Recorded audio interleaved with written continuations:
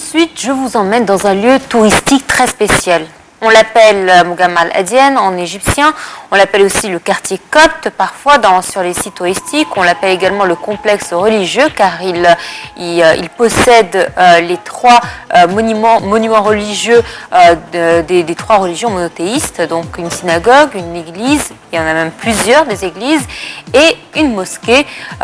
Tout de suite on va s'intéresser plus particulièrement à ce quartier-là qui fait beaucoup parler de lui car il abrite non seulement les plus anciennes églises et mosquées, mais aussi car c'est un lieu très particulier qu'on aime visiter et malheureusement on connaît moins son histoire et son historique.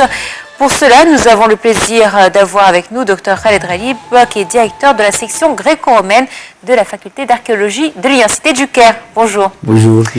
Bonjour. Bonne année pour tout le monde, pour tous les Égyptiens, pour les chrétiens, pour le copte. Le copte, c'est-à-dire les Égyptiens. Oui. Je suis copte musulman. Et mon ami Georges, comme par exemple, copte chrétien.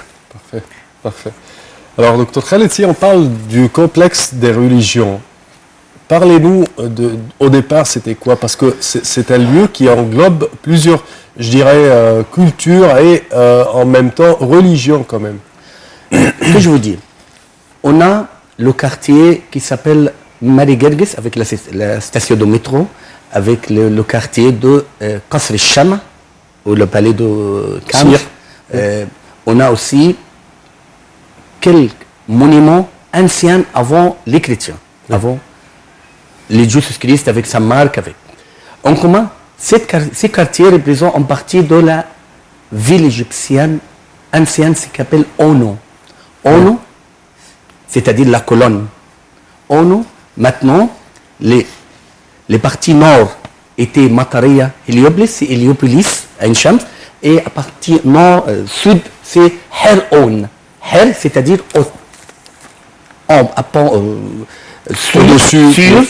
sur On, c'est-à-dire maintenant Helwan. Her-On, c'est maintenant Helwan. L'empereur Trajan visitait l'Égypte en 114 et trouvait quelques problèmes des Juifs en Égypte. C'est pour cela qu'il a décidé de fonder une fortification qui est reliée entre Alexandrie et Haute-Égypte. Il a choisi le site de Paper Habi Mon. Paper, c'est-à-dire la maison, Habi, le dieu Nil, à Héliopolis. C'est maintenant la fortification de Babylone. La fortification de Babylone à la station de Mari Gerges. Sur cette fortification se fondaient les militaires romains. À l'époque chrétienne, les chrétiens, à l'époque byzantine, les chrétiens restaient là-bas et on aidait Amr ibn al-As d'entrer l'Égypte depuis la porte de la fortification de Trajan, la fortification de Babylone. Jusqu'à maintenant, on a la porte de Amr ibn al-As à côté de Musée Copte. Sur la fortification de Babylone. Et sur la fortification, sur un tour de la fortification, s'est fondée l'église de Notre-Dame, c'est l'église suspendue. Amr ibn al-As a décidé de fonder la ville, le premier capital en islam, à côté de la fortification de Babylone, ne se trouve pas l'église. Il a fondé Fustat et fondé son mosquée, la mosquée de Amr ibn al-As. La première mosquée en Afrique et en Égypte. En Égypte. Après, les chrétiens restaient là-bas et on trouve quelques églises. On a l'église de Suspendue. L'église Suspendue, c'est le nom parce que on n'a pas de base pour l'église. C'est sur la tour de fortification, c'est-à-dire le suspendu. On a l'église de Sette Berbara. Sette Berbara, c'est une sainte. C'est la fille de Discours. Discours était quelqu'un de trop riche. Au IVe siècle, il a décidé d'entrer en christianisme. Mais son père refusait, il commence à la frapper. À la fin, c'est mort. Après, on a dit l'histoire de Sainte Barbara. On a fait l'église. On a l'autre église. C'est l'église de Sergios et Waches, ou l'église propre nom de Abu Serga. On a l'histoire très rare en l'histoire d'Égypte. Oui. À l'époque islamique, à l'époque fatimide, je pense, on a un ministère chrétien, copte, qui travaille avec le calife musulman. Et là, quelques musulmans lui disent « Ah, c'est quelqu'un chrétien, c'est quelqu'un qui fait quelque chose. » Et là, grâce, elle lui donne l'argent de fonder l'église de Abu Serga. Et là, met d'autres argent et fonder 2 églises, Abu Serga et Sette Berbar. Quelqu'un dit à calife « Oh, votre ami chrétien a fondé 2 églises à l'argent de une seulement. » Oui. Il a décidé de détruire une église. Le ministère chrétien marche entre l'église d'Abu Serga à Sette Berbara 2 jours et pleurait. À la fin, il est mort. Le calife dit, il demande une église, je la donne 2. C'est l'histoire islamique qui relie l'Égypte. Oui. Il est mort parce qu'il a refusé de détruire en église. C'est le calife dit, après sa mort, il a dit, d'accord, la grâce pour lui, oui. c'est l'église de Sette Berbara, et l'église de moi, c'est l'église de Saint Berbara. Parfait. À l'époque chrétienne, au 8e siècle, au 9e siècle, en Égypte, on a reçu Ben Ezra. Ben Ezra, c'est comme un sage juif de Palestine. Venu en Égypte, il demande aux chrétiens de lui donner l'église de Saint-Michel, Oui. de faire une synagogue. Une église qui n'était pas fréquentée, si je ne me trompe pas. Non, on a des impôts pour les chrétiens, il faut payer. Pour loi, elle demande d'alloyer l'église. Oui. Il écrit le contrat comme ça. À partir d'aujourd'hui, pour un siècle, on va loyer l'église. Ça s'est bien compris? Oui. À partir d'aujourd'hui. Après un siècle, les chrétiens demandent des juifs d'emprunter l'église. Il dit, à partir d'aujourd'hui, on a la date, c'est les juifs. C'est pour cela qu'on a jusqu'à maintenant les synagogues. Une ruse, mais un tout petit peu... Oui, oui. À 1891, on a les documents qu'on a découverts. À côté de synagogue, c'est les Guinéza, c'est funéraire. Oui. C'est quelques documents très importants. Par sur les rituels funéraires des Juifs, par sur la situation des Juifs en Égypte. C'est la situation très rare, très spectacle pour les Juifs en Égypte. C'est pas comme on dit dans le monde entier. Alors justement, ce que vous dites m'amène à vous poser la question de ce complexe religieux. Il a été fait ou il a été rêvé ou dessiné par quelqu'un, ou c'est le hasard qui a fait que les... C'est le hasard. C'est le hasard. C'est le hasard. C'est le hasard. C'est le hasard qui ouvre ça. L'église de Marie Gerges avec la forme byzantin. Byzantin, c'est un iwan circulaire. Mais l'église de Suspendu, Abu Serga, Sette Berbara, le ministère de Monks, c'est le ministère là-bas avec les formes basiliques. La forme basilique, c'est la forme égyptienne. C'est la forme égyptienne de la construction de l'église. Se trouve au temple ancien, comme le temple de Karnak, dans la salle de Toutmose III. Il y a un énorme cimetière également un grec qui se trouve dans ce complexe religieux, si je ne me trompe pas. Oui, c'est l'église de Saint-Georges de Marie Gerges. Exactement. Marie Gerges. Donc en fait, on regroupe énormément de choses et il y a même, si je ne me trompe pas... c'est la forme de Hagia Sophia. C'est une petite forme de Hagia Sophia.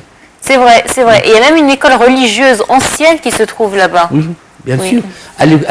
Au musée copte, comme par exemple, on a l'histoire. La porte du musée copte se trouve par Moros Pacha Smeka en 1908. Moros Pacha Smeka forme la porte, prend la forme de la mosquée de l'Akmar, de représenter la porte du musée copte.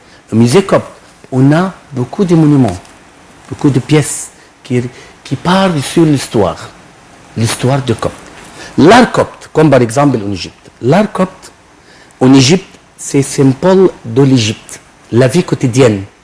C'est pour cela qu'on choisissait toujours à l'art copte de parler sur les symboles. Comment? Comme par exemple, on fait le poisson. La poisson. Les chrétiens, à l'époque de résurrection, utilisent les poissons. Pourquoi les poissons? Les poissons, son nom est Ertos. Ertos, c'est les 5 lettres.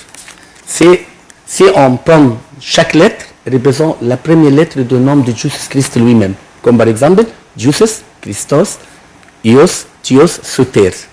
En arabe, Yassoua al-Masih ibn Allah al-Mukhallas. Si on a pris les 5 lettres, ensemble, c'est Ertos. Ertos, c'est-à-dire poisson, et c'est-à-dire l'abréviation forme du nom de Jésus-Christ. Ça symbole. Okay. La symbole de coquillage représente le Mahmoudiyya, représente la sortie de la mer de Jésus-Christ avec Jean, Yohanna al-Mahmadan. Oui, Jean-Baptiste. On a beaucoup d'exemples. Après, on a les symboles égyptiens, parce que les Coptes, les chrétiens, ce sont égyptiens. Oui. La langue copte représente en forme de langue égyptienne.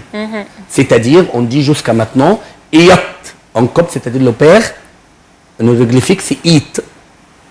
Le copte, c'est la deuxième voix de la langue égyptienne. Ok. Parfait. Si on parle du reste du complexe là-bas, il y avait également, si je ne me trompe pas, une cimetière juive à l'intérieur de ce complexe, à côté du synagogue. Oui, oui. Chaque fois, les Juifs, avec le média juif, on part toujours sur l'histoire. L'histoire des Juifs. On n'a pas d'histoire des Juifs. Mais les Juifs parlent sur ces histoires.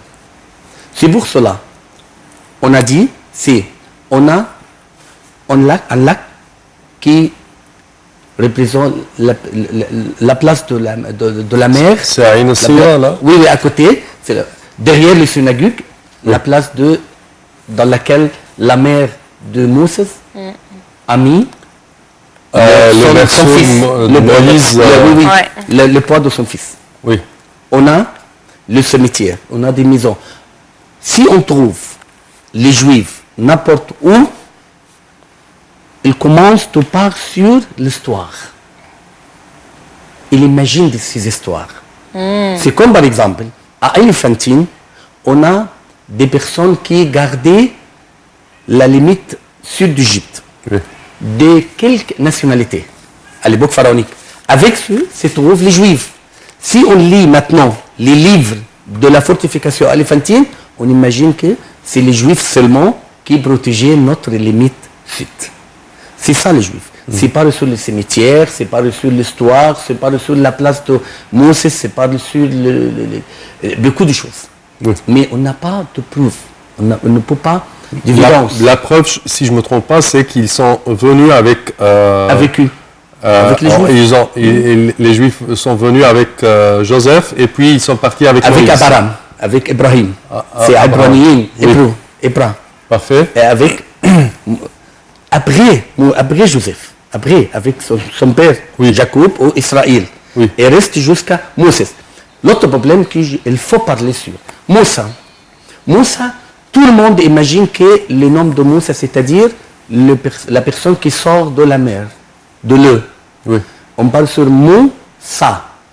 Moussa. Mou, c'est le, ça, c'est le fils de l'eau. Mais la langue égyptienne, c'est comme le français et comme l'arabe. On ne peut pas dire comme par exemple the son of. On n'a pas en français. Oui. C'est Moussa, c'est-à-dire la naissance d'un enfant. C'est pas la personne qui sort de la mer. C'est un nom égyptien. C'est le grand roi en Égypte, c'est Djouhouti Moussa. Ah, ok. Le fils donné de Djouhouti. Mais les Juifs parlent sur l'origine du nom. On dit c'est la langue égyptienne. L'origine de la langue égyptienne, c'est la langue juive. Et pour cela, on dit jusqu'à maintenant Moshe. Oui. On compare entre Moshe et Moussa. Mais le nom de Moussa. Et en Coran, on dit, si on imagine, Alam nurabbika fina walidan. Peut-être c'est le nom de Moses qui sort de ces parties du Coran. Parfait, Dr Khaled, notre temps arrive à bout malheureusement, mais de toute façon c'était tellement intéressant quand même. Merci à vous pour vos explications. C'est moi qui vous remercie. Merci, chers collègues. C'est vrai qu'on a besoin de plus d'une émission pour oui, parler du ce complexe religieux. est tellement, il y a plein de monuments, plein d'histoires à raconter. Plein d'histoires. Ouais. Certainement. Merci à vous, merci à toi Samah. On se retrouve à midi pour le point de l'information et à midi pile pour votre nouveau programme depuis le début de l'année qui regroupe donc toute l'actualité marrante de la semaine. On se retrouve tout à l'heure.